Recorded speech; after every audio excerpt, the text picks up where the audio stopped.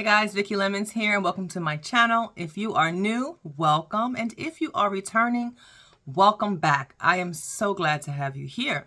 In today's video, we are going to talk about being intimate with your partner after you've experienced. And I think this is a very important topic because this happens to so many people. And while we're trying to, myself included, and while we're trying to work through those things, we still have a partner that has needs and that needs nurturing, a relationship that needs nurturing. And we have to keep that in mind, and we have to look at things from both perspectives. It's important to look at things from both perspectives.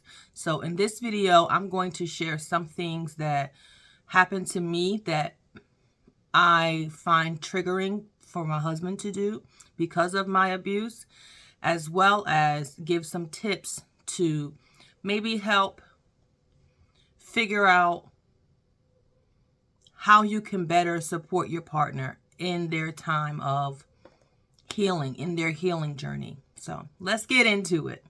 First of all, it takes a lot of courage to even contemplate being intimate with your partner after being abused. It takes a lot of courage. It's completely normal to feel scared. It's completely normal to feel nervous. But you have to remember that you are in control of your narrative. The feelings you feel, they're valid. The feelings you feel need to be processed. The feelings you feel need to be worked through. But you can control your narrative. You are in control now, not your abuser. And not your partner. Your partner's not in control of your body either. You have the choice. You can say no. You can say, give me some time. You can set boundaries. Setting boundaries allows you to get more and more comfortable with exploring your body on your time, at your pace. So for me, one of the things my abuser used to do was come into my room at night. And this is from the time I was 9 to about 12. The coming in my room at night started when I was about 10. And he would pleasure himself while I slept. So I would wake over. I had bunk beds. I would wake up and turn over and see this man pleasuring himself on my floor, and drippings and all. And so how that affects me to this day is I sleep so lightly because I'm always on guard. I'm always concerned about who's going to be near me. And I don't like to be touched in my sleep because one of the things my abuser used to do was also fondle me while I was asleep. So I don't like to be touched when I'm sleeping. And this is something that, I have a husband of 25 years. This is something that, your husband wants to touch you in the middle of the night. There's certain ways he can't touch me. There's certain ways he just can't touch me. And I hate that for him.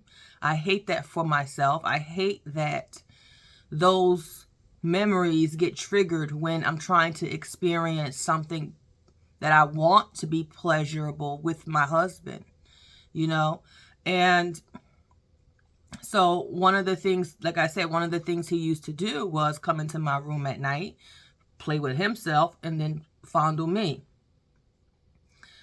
So I just don't like anyone standing over me when I'm asleep. I don't like anyone standing over me. Number one, a tip that I'm going to give you in regards to that I've learned to do is just to communicate that to my partner. Even something so simple as when we're walking up the steps, him grabbing my butt or something. I don't like that type of touch because it makes me feel not in control. And it's almost like sneaky touch. And once I outed my abuser, he stopped abusing me for the most part, but he would use certain moments to try and touch me sneakily. And that gets triggered just from my husband, grabbing my butt walking up the steps. Like, I don't like that type of touch. And I understand that it's just him being affectionate, but for me, it's triggering. And so I have to communicate that to him. And I have communicated that to him. And he is very receptive. However, sometimes he forgets, because you got to remember, it's our trauma, not theirs. And so they hear you, but they really can't grasp it because it didn't happen to them. And so you have to really stand firm in your boundaries and say, hey, I already asked you to not do that. Please don't do that. What it makes me feel like is that little girl who had no control over her mother's husband touching her. Please don't touch me in that manner. You have to be strong and firm and bold in your boundary settings, okay? And it's not to be mean. It's not to be rude. You see, I said, please, thank you. But I was firm. And that's what your partner needs. Your partner needs to understand that you are just creating boundaries for yourself to help your journey along, your healing process along, right? My husband is my husband tries very hard to be what I need him to be. And he doesn't always get it right, but he tries. And that's the most important thing. Also, take things slow. Like, you don't have to rush to get back to a certain level of intimacy because you feel obligated. Use this time now to create maybe some new normals, different type of touch, so it doesn't remind you of the other types of touch. Create new ways that you like to be touched and let your partner in on that. I love when you touch me like that. I love when you kiss me here. I love when you express that. Don't push them away. Don't push your partner away, but also consider your feelings. Okay. I mean, consider your feelings, but don't push them away. Give them the opportunity to learn what it is that they need to do to be a better partner. Learning to relax is the key. People say to me all the time on my videos, you speak so calmly, you speak so peacefully. That has taken effort. Being able to speak so calmly and so peacefully, that takes effort. Because there was a time where I had a lot of anger in me. I had a lot of rage in me. I had a lot of insecurities in me. And I also had a spouse, right? So not only am I dealing with those things, but he's dealing with those things as well. And so from me, right, he has his own set of things that he's dealing with. But now he's dealing also with my set of things, right? And so it's important to learn to relax. Everything doesn't have to be catastrophized. Everything doesn't have to be catastrophized. Acknowledge your feelings when you feel it. Acknowledge how you feel when you feel it. And if you feel the need to bring your spouse in on it, bring them in on it so that they can be a part of the process as well, if you feel that will help you. But it's okay to relax, meditate, pray. Start learning to self-reflect, do some inner work, inner child healing work. That does help wonders. Speak about it, write about it. Whatever it takes for you to bring your emotions down in that moment and process.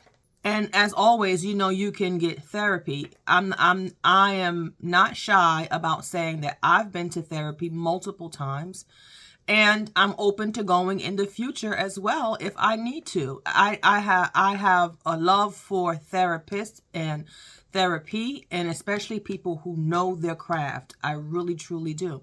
And I feel like sometimes people just need to be heard. They just want to hear, you deserved more. You deserved better. Right? And they can also give you tools, as well as your partner, as well as your spouse, to help you better adjust to the emotions that you feel during those intimate times. You know, I feel sad sometimes that my husband can't just touch on me the way he wants to in the middle of the night. Yeah, I do. Because I'm his wife, right, of 25 years.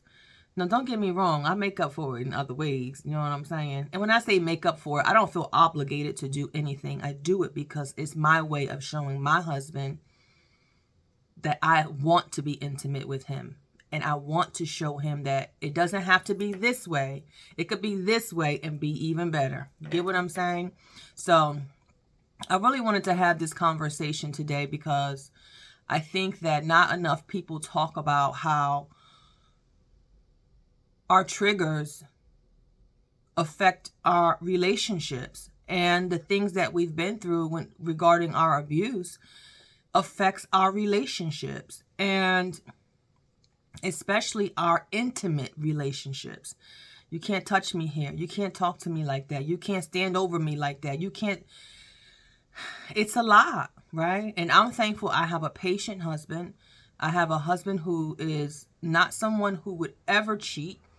And he's vocal about what he needs and what he wants. And I'm vocal about what I need and what I want. And we try really hard to make those things happen for each other. But as always, I thank you for watching. Please don't forget to subscribe, as well as like and share. And I thank you for watching. God bless. With my side, nothing will stop. It's like this in my mind. No devil